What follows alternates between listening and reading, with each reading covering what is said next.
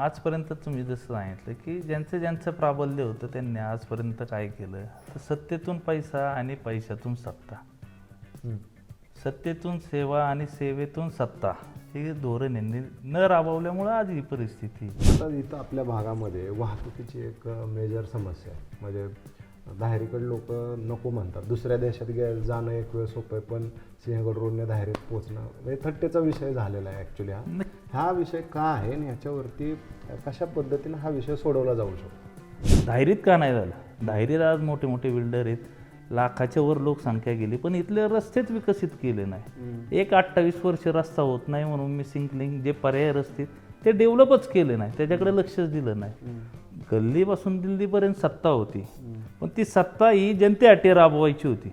तेच काम तेच काम तेच काम. आम्ही त्याला पर्याय काढला, आयुक्तांना भेटलो, त्यांना सांगितलं प्रायमोचा सर्वे होता 2020चा, मग तुम्ही या सर्वेप्रमाणे काम का नाही केलं? आम्ही कागदावर बोललो, तिथं दाखवून दिलं की प्रायमोचा सर्वे सांगत होता की इथली लाईन बदलली पाहिजे. स्थानिक नगरसेवकांनी त्या पद्धतीने काम करायला पाहिजे. आज आम्ही तिथं जवळजवळ 1.5 कोटी रुपये निधी आणून ते काम करून घेतलं. बरं, आता मी येताना बघत होतो अनेक नेत्यांचे बॅनर होते. त्या बॅनरमध्ये कुणी उज्जैनला नेते लोकांना, कुणी कुठं नेते. तुम्ही काय असं करताय का?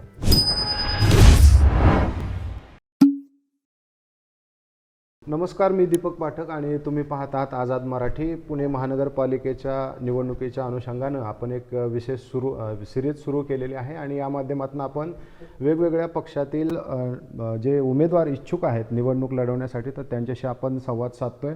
आज आपण प्रभाग क्रमांक 34मध्ये आलेलो आहोत. नरे वडगाव दाहेरी हा असा एक मोठा प्रभाग आहे आणि या ठिकाणी लोकवस्ती अतिशय दाट आहे. या प्रभागातून एक शिवसेना उद्धव बाळासाहेब ठाकरे या पक्षाकडून अतिशय हिरहिरीनं लोकांमध्ये जाऊन काम करणाऱ्या आज एका उमेदवाराशी आपण संवाद साधणार आहोत. युवा नेते आणि युवा उद्योजक महेश पोकळे यांच्याशी आज आपण संवाद साधतोय. त्यांच्याकडनं या भागातल्या समस्यांबद्दलही आपण चर्चा करणार आहोत आणि ते नेमका कुठले मुद्दे घेऊन ते लोकांमध्ये निवडणूक लढवण्यासाठी जात आहेत याबाबतही आपण संवाद साधणार आहोत. आगामी वाटचालीबाबतही त्यांच्याशी संवाद साधणार आहोत. सर, स्वागत आहे.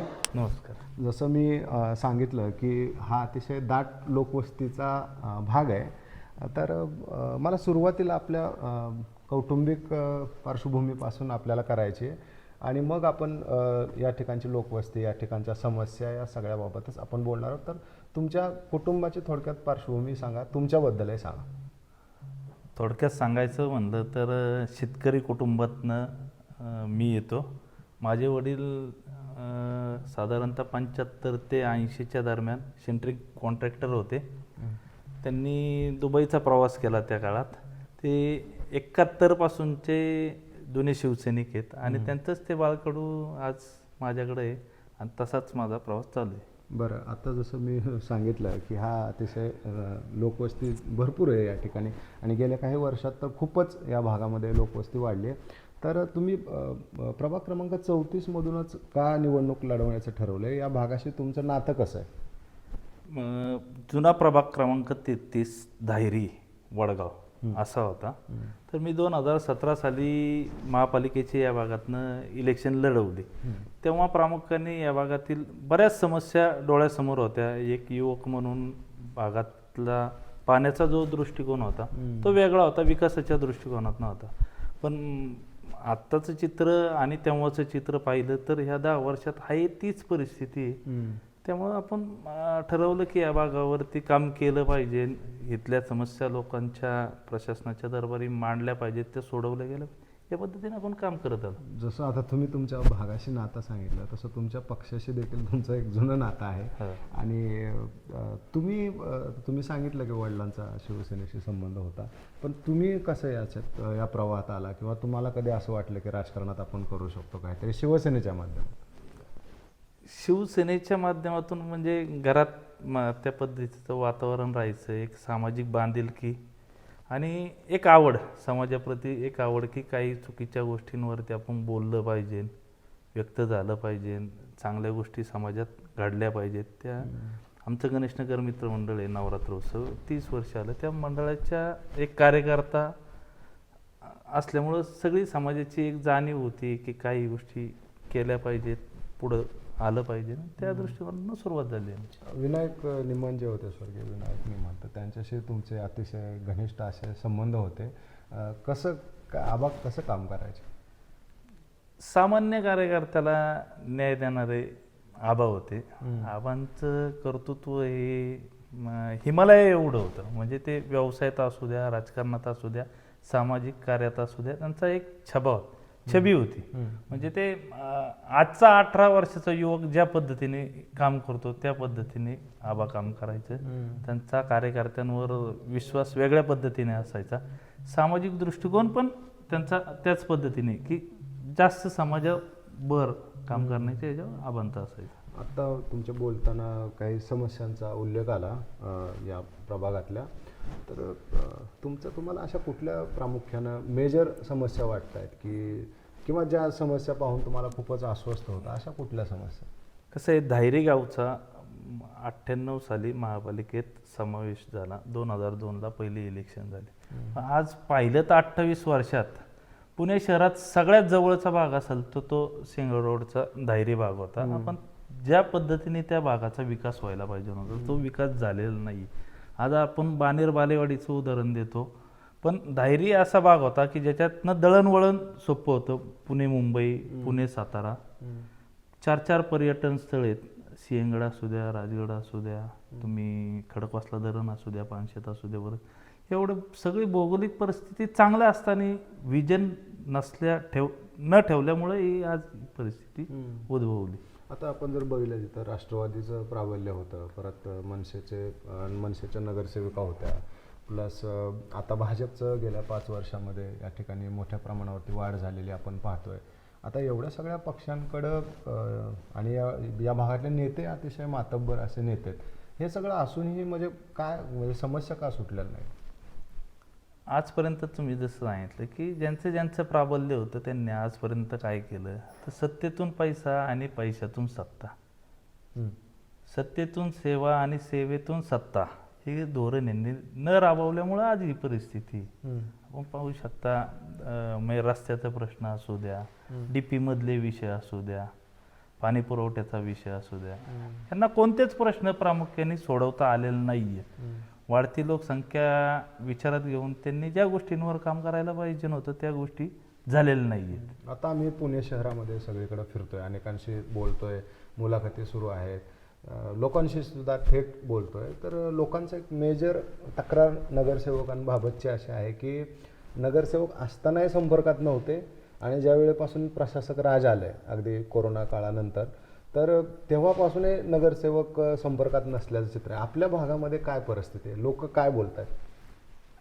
खरं सांगायचं म्हणजे आम्ही कुणावर टीका करणार नाही, कुणाबद्दल बोलणार नाही. आमच्याकडे जे प्रश्न आले ते कशा पद्धतीने आम्हाला सोडवता येईल हे आम्ही या 4-5 वर्षात तर 100% लोकांना दाखवून दिलं. की प्रशासनाशी चांगलं समन्वय असेल तुमचं, तुम्हाला त्या गोष्टीचा अभ्यास असेल, भौगोलिक दूरदृष्टी असेल, तर 100% कामं मार्गी लागू शकतात. हे आम्ही 4-5 वर्षात दायरी भागातील नागरिकांना दाखवू शकलो. जे आधीचे लोक इथले जे नेते होते त्यांच्याकडे नव्हते. आम्ही मग सांगण्यापेक्षा जनता सांगाल की काय झालं आणि काय नाही झालं. मागील 10 वर्षात ज्या परिस्थितीने, आज साधं उदाहरण आहे, दायरीचा DP 28 वर्ष या DP रोडची मोजणी नव्हती झाली, GM नव्हता आला, हे शेतकऱ्यांशी चर्चा झाली नव्हती. आज मिसिंग लिंक रोड आहे, आज माणिकबाग बघितलं तर आज भविष्यात हब होतोय चांगल्या पद्धतीने तो बिल्डरांसाठी.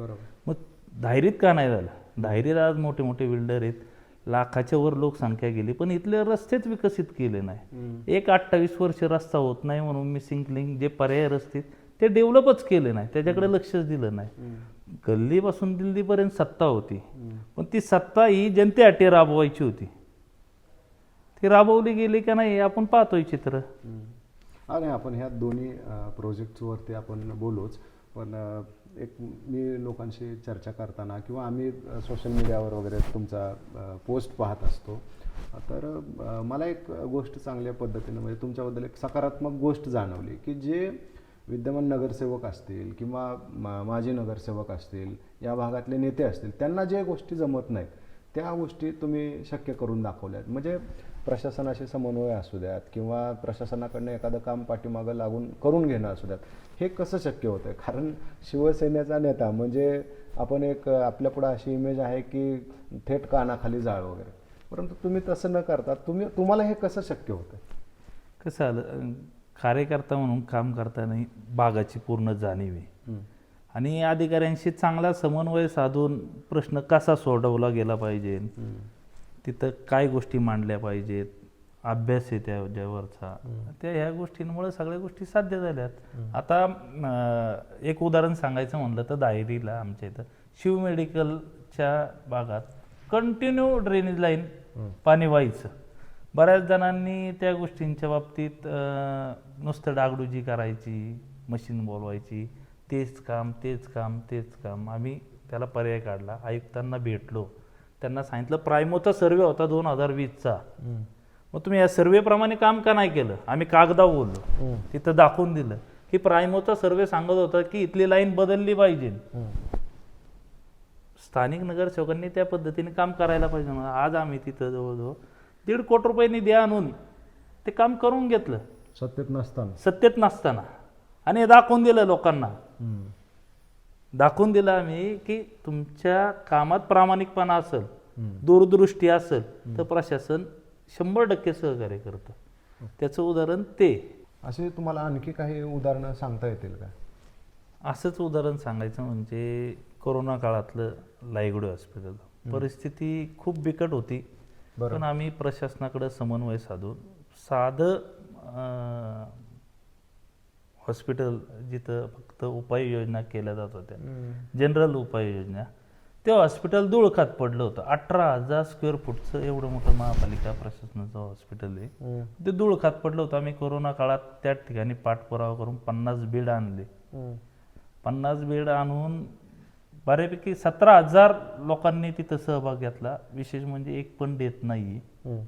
तिथं लाखात लोकांचं वॅक्सिनेशन असू द्या किंवा स्वॅब सेंटर असू द्या, लसीकरण, आता प्रसूतिगृह आहे, महिन्याला साधारणतः 40 ते 50 महिलांची नोंदणी, बारक्या मुलांचं लसीकरण आहे. आज तो 100% हॉस्पिटल चांगल्या पद्धतीने, फक्त प्रशासनाकडं आम्ही चांगला समन्वय साधून पाठपुरावा करून ते हॉस्पिटल कार्यरत केले. मग या ठिकाणचे लोकप्रतिनिधी जे आहेत तर त्यांचा फोकस कशावरती आहे? मग त्यांचा फोकस बघा ना, म्हणजे पाहिलं तर ह्या सगळ्या गोष्टींवरती कामं झाली नाही आहेत, म्हणजे दुर्लक्षित आहेत. एक साधं उदाहरण सांगायचं म्हणलं तर आज आपल्याला बजेट आणायचं म्हणलं तर किती पाठपुरावा करायला लागतो. ह्या साहेबांना भेटा, आयुक्तांना भेटा, स्टँडिंगमध्ये मान्यता घ्या, हे ते. आज ह्या भागातलं 2 कोटी रुपयाचं बजेट लॅप्स होईल उद्या परवा. आज ह्यांच्या दारातली कामं आहेत, मी ठोसपणे कागदावर दाखवून देईन की ही कामं तुमच्या दाराच्या समोरचे आहेत, त्याचे बजेट लागले नाही आहेत. बजेट पुस्तकाला ती कामं आहेत आणि त्याचे बजेट लागलेले नाही आहेत, अधिकाऱ्यांनी त्याचे टेंडर लावले नाही, तुम्हाला लक्षात नाही आलं. आज 2 कोटी रुपये वाया गेलेत. बरोबर. मग ह्यांचं या गोष्टींवर किती बारीक लक्ष आहे हे याच्यातनं सिद्ध होत आहे ना. बरं, आता मी येताना बघत होतो अनेक नेत्यांचे बॅनर होते. त्या बॅनरमध्ये कुणी उज्जैनला नेत आहे लोकांना, कुणी कुठं नेत आहे. तुम्ही काय असं करताय का? नाही, आमची सुरुवातच ह्याच्या विरोधात आहे. आमचं स्पष्ट मत आहे की महापालिका ह्या गोष्टींसाठी नाही. महापालिका तुम्हाला मूलभूत गरजांसाठी आहे आणि नागरिकांच्या मूलभूत गरजा वेगळ्या आहेत आणि आध्यात्मिक गरजा वेगळ्या आहेत. बरोबर. पण आता प्रत्येक जण प्रकाश ज्योतात येण्यासाठी त्या पद्धतीने कामं करतात. कुठं नेतात लोकांना कुठं नेतात हे लोकांना काही दिवसांनी कळेल. ज्या दिवशी आपल्या बाजूला ड्रेनेज लाईन तुंबली जाईल, पाणी वेळेत येणार नाहीये, आरोग्य व्यवस्था मिळणार नाही, महापालिकेच्या शाळांची दुरावस्था होईल, तेव्हा या सगळ्या गोष्टी लोकांना लक्षात येतील ना. आता इथं आपल्या भागामध्ये वाहतुकीची एक मेजर समस्या आहे. म्हणजे दाहेरीकडे लोक नको म्हणतात, दुसऱ्या देशात जाणं एक वेळ सोपं आहे, पण सिंहगड रोडने दाहेरीत पोहोचणं म्हणजे थट्टेचा विषय झालेला आहे ॲक्च्युली. हा विषय का आहे आणि ह्याच्यावरती कशा पद्धतीने हा विषय सोडवला जाऊ शकतो? नक्कीच तशीच परिस्थिती आम्ही गेले 10 वर्ष आलं या भागातील DP रोड आहे, जो लोकमत ते सावित्री गार्डन बऱ्याच वेळा तुम्ही ऐकला असन गाजलेला विषय. तर त्या विषयाला आम्ही 10 वर्ष आलं पाठपुरावा करतोय. पण ते काम करताना आम्हाला लक्षात आलं की आपण एका रस्त्यावर फोकस करून चालणार नाही. लोकसंख्या एवढी वाढलेली आहे की हा रस्ता पण कमी पडणार आहे.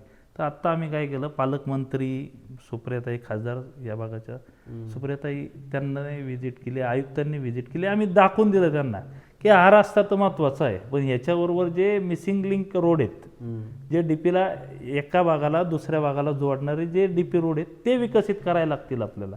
तेव्हा कुठेतरी हा प्रश्न मार्गी लागणार आहे. नुसता 28 वर्ष आलं एक रस्ता होत नाही म्हणून आज तुम्ही अख्ख्या पूर्ण दायरीला वेटीस धरलंय. आणि वस्तुस्थिती या भागात कचऱ्याची देखील एक मोठी समस्या आहे. कचरा डेपोचा देखील एक नऱ्यामधला मला वाटतं तो एक विषय नेहमी चर्चेत असतो. काय नेमकी समस्या आहे, कसं हे सोडवलं जाणार? कारण प्रशासन त्याच्यावरती फार काय ॲक्टिवली काम करताना दिसत नाही. आता पाहिलं तर आपल्या भागात स्वच्छ संस्था काम करते. म्हणजे 2 पार्टमध्ये आहे दायरी. एक पार्ट 28 वर्षापूर्वी कॉर्पोरेशनमध्ये गेलाय, दुसरा पार्ट हा 8 वर्षापूर्वी गेलाय. आता काय होतं, बऱ्याच ह्याच्यात नागरिकांच्या पण चुका आहेत की महापालिका 100% सगळीकडे पुरून उरू शकते का, तर नाही पुरू शकत.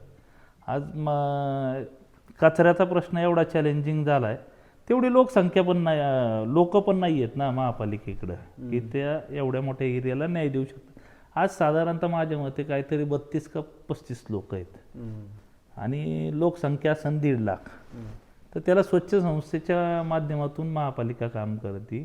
तर माझं नागरिकांना आम्ही आव्हान पण केलं होतं की थोडं सहकार्य करा. जे काय 60-70 रुपये ते घेतात, इकडे तिकडे कचरा टाकण्यापेक्षा त्यांच्याकडे तुम्ही ते वर्गीकरण करा आणि त्या पद्धतीने हा प्रश्न मार्गी लागू शकतो. का तर भौगोलिक हा एरिया खूप मोठा आहे आणि तेवढी महापालिकेकडं संख्या नाही आहे. तुम्ही आता तुमच्या बोलण्यामध्ये 2दा हा विषय आला, तरी मला जरा त्याच्यावरती अजून बोलणं, तुमचं मत जाणून घ्यायचं. DP रोड आणि मिसिंग लिंकच्या बद्दल जे तुम्ही बोलताय, तर ते प्रकल्प पूर्ण न झाल्यामुळं किंवा त्याच्यावरनं प्रशासनानं व्यवस्थित काम न केल्यामुळं या भागातल्या लोकांना कशा पद्धतीनं अडचणींचा सामना करावा लागतो? तुम्ही पाहिलं दायरी फाट्यापासून जे चालू होतं, दायरी फाट्याचा जो एंट्रन्स आहे हाच 20 फुटाचा आहे फक्त. दायरी लाख लोकसंख्येच्या भागाला 20 फुटाचा रस्ता आहे. वाय पुलाचा प्रस्ताव माझ्या मते मंजूर झालता आणि तो प्रस्ताव का थांबला तर 24 मीटर रस्ता नाहीये म्हणून तो प्रस्ताव रखडलाय, थांबलाय. आज तो वाय पूल झाला असता तर डायरेक्ट पुलावर ऍक्सेस आला असता, म्हणजे डायरेक्ट गावात एंट्रन्स झाले असते लोक. पण तशी परिस्थिती नाहीये. आता बघितलं तर उमरे गणपती चौक एक उदाहरण सांगतो, तिथले आजपर्यंत अंडरग्राऊंड नव्हतं झालं. आत्ता आम्ही 15 दिवसापूर्वी ते अंडरग्राऊंड 2 वर्ष आम्ही पाठपुरावा केला. महापालिकेतनं तिथं बजेट उपलब्ध करून दिलं, MSCB आणि महापालिका यांचं समन्वय साधून दिलं आणि आज तो रस्ता 100 फुटी रोड आज मोकळा झालाय. म्हणजे एक पाऊल पुढं पडलंय. रस्ता रोड वाइंडिंगच्या मोठा करण्यासाठी जे काय पाऊल उपाययोजना करायला लागतात त्यातली एक उपाययोजना जी महत्वाची होती की ओव्हरहेड होते MSCB, ते आता अंडरग्राऊंड झाले. तुम्ही आता एवढं सगळं हे करताय, पण तुम्ही स्वतः तुमच्या कार्यालयाच्या माध्यमातून, जनसंपर्काचे कार्यालय आहे त्याच्या माध्यमातून कुठली कामं केलीत लोकांची, जे ठळकपणे तुम्हाला आत्ता विचारलं की लगेच सांगता येते?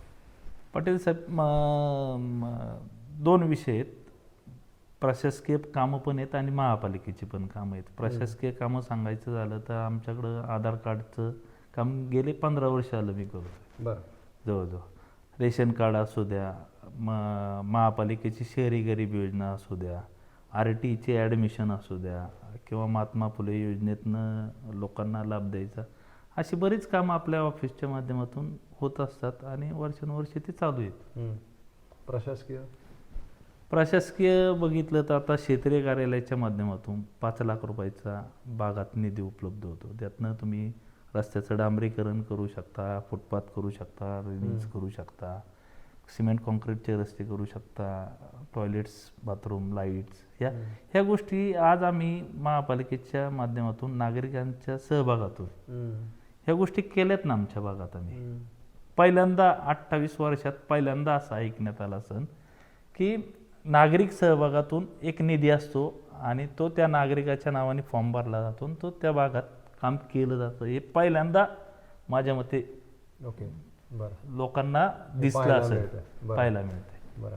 आता जेव्हा तुम्ही लोकांमध्ये जाताय, आता कदाचित आज उद्या लागेल आचारसंहिता, पण तुम्ही जनसंपर्क तुमचा अनेक दिवसांपासून आहे, तेव्हा तुम्ही लोकांपुढं कुठला अजेंडा घेऊन जाताय, काय विजन सांगताय त्यांना की आपल्याला काय करायचं? आम्ही प्रामुख्याने ज्या आपल्या भागातील समस्या असतात आम्हाला डेव्हलपमेंटवरच काम करायचं आहे. मग पर्याय रस्ते असू द्या, या भागात गार्डन असू द्या, मुलांसाठी क्रीडांगण असू द्या, या गोष्टींवरती आम्हाला काम करायचं आणि आमचा फोकसच त्याच्यावरती आहे. हे दैनंदिन तुमच्या ज्या मनोरंजनाच्या गोष्टी आहेत ह्यासाठी महापालिका नाही आहे. तो सांस्कृतिक भाग म्हणून तुम्ही करू शकता, पण महापालिकेत तुम्हाला जर जायचंय, लोकांसाठी काम करायचंय, तर तुमच्याकडे काहीतरी विजन पाहिजे आणि तेच विजन आम्ही लोकांना मांडतोय आणि ते आमच्या कामातनं लोकांना दिसतंय. समजा नगरसेवक म्हणून निवडून आला तुम्ही, तर मला तुम्ही प्राधान्यक्रम सांगा की प्राधान्यानं मी पहिल्यांदा हे काम करेन, त्यानंतर हे, त्यानंतर हे, असं सांगता येईल का तुम्हाला? नक्कीच. आम्ही करताना सगळ्यात पहिलं काय करणार तर पर्याय रोडवरती आम्हाला फोकस करायला लागणार आहे. ती गोष्ट आम्ही थांबवू शकत नाहीये. त्याच्यासाठीच आम्ही 10 वर्ष आधी पावलं टाकले की प्रशासनात गेल्यानंतर आपल्याला शून्यापासून नाही तर 10 पासून सुरुवात करायची. त्याची जी पेरणी ह्या 10 वर्षात आम्ही केलेली. म्हणजे कागदपत्री काही गोष्टी करायला लागतात, त्याचा पाठपुरावा असावा, निधी कसा येणार, कसा वर्गीकरण, शेतकऱ्यांशी समन्वय कसं साधायचं प्रशासन आणि शेतकरी, ह्या सगळ्या गोष्टी आम्ही आत्ता पूर्ण करून ठेवलेल्या आहेत. बरं. ह्याच्यावर जाऊन काही गोष्टी लागतात ते त्या खुर्चीतनं मिळू शकतात. मी थोडक्यात मग त्यासाठी पॉवर पाहिजे. हा, पॉवर पाहिजे. बरं. आता तुम्ही जसं राजकारणामध्ये ॲक्टिव्ह आहे तसं उद्योजक म्हणूनही देखील आपल्या भागामध्ये तुमची ख्याती आहे. तर तुमच्या उद्योगाबद्दलही थोडक्यात सांगा. आणि या भागामध्ये अनेक लोक जे आहेत, तर बेरोजगारी ही समस्या आपल्या भागामध्ये आहे, जसं सगळीकडे आहे तसं. तर तुमचा उद्योग आणि या ठिकाणची बेरोजगारी, या दोन्हीबद्दल तुमचं विजन सांगा. बऱ्याच लोकांना माझ्या व्यवसायाबद्दल माहिती नसेल, पण माझा लेबर कॉन्ट्रॅक्टचा बिझनेस आहे. मी इंडस्ट्रीयल लेबर पुरवतो. साधारणतः माझ्याकडे 1100 कामगार आहेत आत्ता. शहरी भागात नाही आहे, पण इंडस्ट्रीयल भागात चांगल्या नामांकित कंपन्यांबरोबर मी काम करतोय. आणि त्या ठिकाणी ते स्थानिक तिथले मुलं असतील किंवा महिला असतील त्यांना रोजगार देतोय, चांगल्या पद्धतीने देतो. गेले 16-17 वर्ष आलं माझा तो बिझनेस आहे.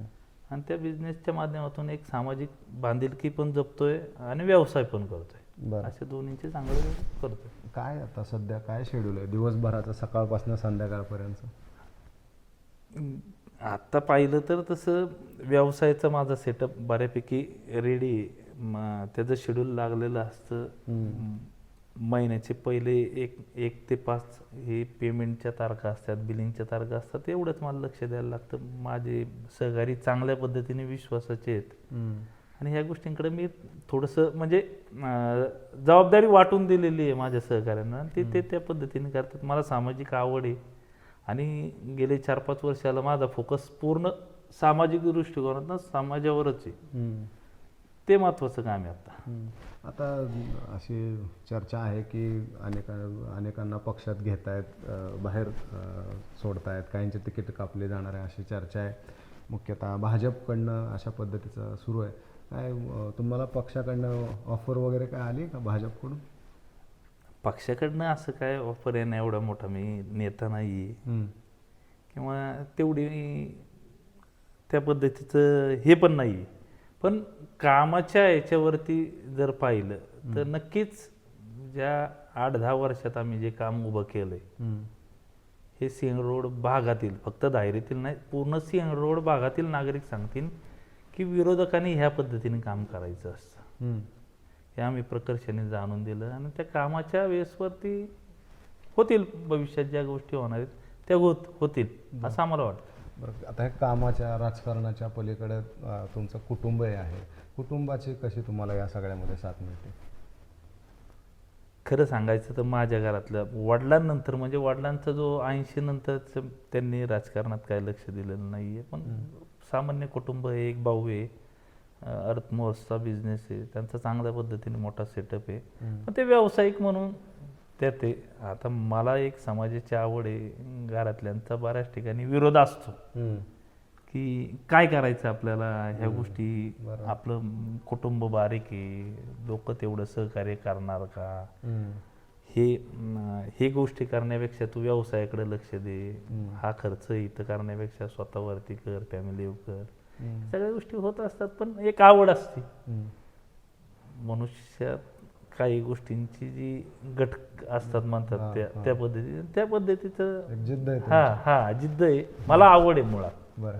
राजकारण हे होत राहील, कोणतरी निवडून येणार, कोणतरी हारणार, पण समाजाला आपण काहीतरी देणं आहे ही भावना कायम माझ्या मनात जागृत असते. म्हणजे आज बऱ्याच वेळा आम्ही अनुभव घेतला की किती वेळा थांबायचा प्रयत्न केला पण नाही थांबलं जात. मग कुठं समस्या दिसली की लगेच तो शिवसैनिक जागा होतो, माणूस जागा होतो, नाही ते काम झालं पाहिजे त्या माणसाला. वडिलांकडून आलेलं आहे. हा एक ते आवड आहे. बरं, आता ह्याच्याशिवाय काय छंद आहेत, काय करता तुम्ही ज्यावेळेस तुम्हाला वेळ असतो त्यावेळेस? खरं सांगायचं म्हणजे मला मित्रमंडळी खूप आवडतात. मला नॉनव्हेजची आवड आहे, वेगवेगळ्या ठिकाणी जाऊन मित्रमंडळींबरोबर. बाकी काय वेगळे असे आवड काय अशी वेगळी नाही आहे, पण ह्या 2-4 गोष्टी आहेत की मला माणसांमध्ये राहायला आवडतं. बरं, लोकांनी, आता शेवटचा एक प्रश्न आहे, लोकांनी महेश पोकळे या नावापुढचं बटन का दाबायचं? मी केलेल्या कामामुळं 10 वर्षात जे ह्या भागात होऊ शकत नव्हतं ते काम मी चांगल्या पद्धतीने काम केलंय, यापुढेही काम करत राहणार आहे. आणि मला माझ्या कामाकडे बघून, माझ्या प्रामाणिकपणा असू द्या किंवा जी धडपड आहे त्याच्याकडे बघून लोकांनी मला निवडून द्यावं अशी माझी इच्छा आहे. तुम्ही सज्ज आहे पूर्ण निवडणूक? 100%. मी ज्या दिवशी मी 2017ची पहिली इलेक्शन हारल्या, मी दुसऱ्या दिवशी रोडवर होतो. आणि याच्यात दायरे गावातले कितीतरी लोक साक्षीदार आहेत की अरे काल इलेक्शन झाली, हारलाय आणि आज तू दुसऱ्या दिवशी रोडवरती. इलेक्शन हा माझ्यासाठी त्या 15 दिवसाचा पिरियड होता, पण सामाजिक बांधिलकी कायम आहे. 365 दिवस माझी सामाजिक बांधिलकी. म्हणजे लोकांची इच्छा आहे की हा, लोकांची 100% इच्छा आहे. आज लोकांना महेश पोकळेचं काम महेश पोकळे सांगायची गरज नाही. ते माझ्या कामाच्या स्वरूपातनं लोकांनी जाणवले, बघितलंय. 100%. धन्यवाद, तुम्ही खूप वेळ दिला. ॲक्च्युली आता प्रचाराचा प्रारंभ होईल आणि अशा तुम्हाला भावी वाटचालीसाठी शुभेच्छा. अशा आहे की जो धायरीमधला हा एक युवा तरुण तडफदार नेता आहे, त्याचा आवाज आपल्याला पुणे महानगरपालिकेच्या सभागृहात देखील एक गरजताना दिसेल, बरसताना दिसतील महेश पोकळे. तर हे होते महेश पोकळे. त्यांनी आपल्याशी संवाद साधला, त्यांचं प्रभाग क्रमांक 34साठीचं सगळं व्हिजन सांगितलं. या भागातल्या समस्यांची त्यांना किती जाण आहे हे तुम्हाला या मुलाखतीतनं नक्कीच समजलं असेल. तर आणखी एका पुढच्या एपिसोडमध्ये एका नव्या नेत्यासह आपण भेटूयात. तुर्तास इथंच थांबूयात. धन्यवाद.